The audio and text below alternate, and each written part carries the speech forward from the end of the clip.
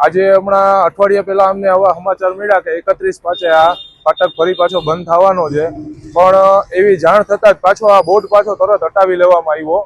અને અમારી સ્થાનિક લોકોની એવી માંગ છે કે આ જો ફાટક બંધ થશે તો આ અમારે બધા 40,000 થી 50,000 પબ્લિકને બહુ આવક જાવકમાં તકલીફ પડશે।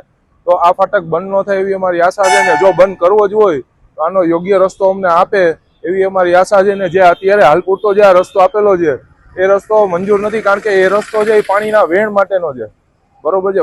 વરસાદ જો આવશે, વરસાદ બહુ વધારે પડતો વરસાદ રહેશે તો આ જે પાઇપલાઇન નાખી છે એ પાઇપલાઇનમાંથી પાણી જવાનું જ નથી।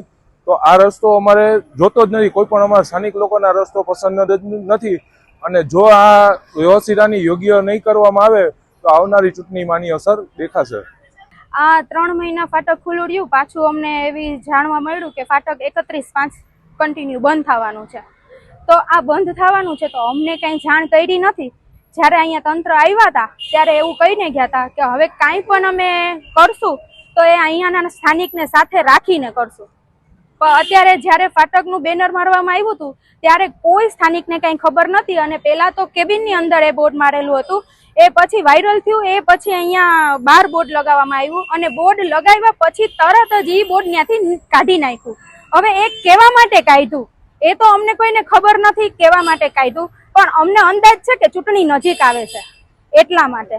અને અમારે ફાટક કાયમી માટે ખુલ્લું જોઈએ છે, અને જો તમે કાયમી માટે જે નિયમમાં આવતું હોય તો ફાટક કાયમી ન ખોલો તો કાંઈ નહીં, પણ અમને યોગ્ય માર્ગ અહીંયા નજીકથી જોઈએ છે। અને જે તંત્રએ વૈકલ્પિક રસ્તો નામ આપેલો રસ્તો જે છે એ યોગ્ય રસ્તો નથી, એ રોંગ સાઈડમાં રસ્તો નીકળે છે અને એ રસ્તો છે જ નહીં। એ રસ્તો પાણીના વેણ માટેનો છે, એ જે વૈકલ્પિક રસ્તો છે એ પાણીના વેણ માટેનો છે।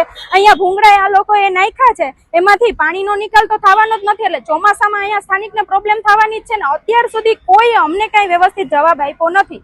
અને અમારું એટલું કેવું છે કે અમને ચૂંટણી પહેલા લેખિતમાં આપી દે કે આનું શું નિરાકરણ આવશે, બાકી અમે છે ને એ ચૂંટણીમાં અમે જવાબ આપશું જ્યારે ઇલેક્શન થશે ને ત્યારે। આ લોકો અહીંના સ્થાનિક અત્યારે શાંત બેસશે, પણ જ્યારે ઇલેક્શન આવશે ને ત્યારે એનો જવાબ મળશે। અને ફાટક જો યોગ્ય માર્ગ મળ્યા વગર ફાટક બંધ થયું ને તો અમે ઉગ્ર આંદોલન કરવા માટે તૈયાર જ છે।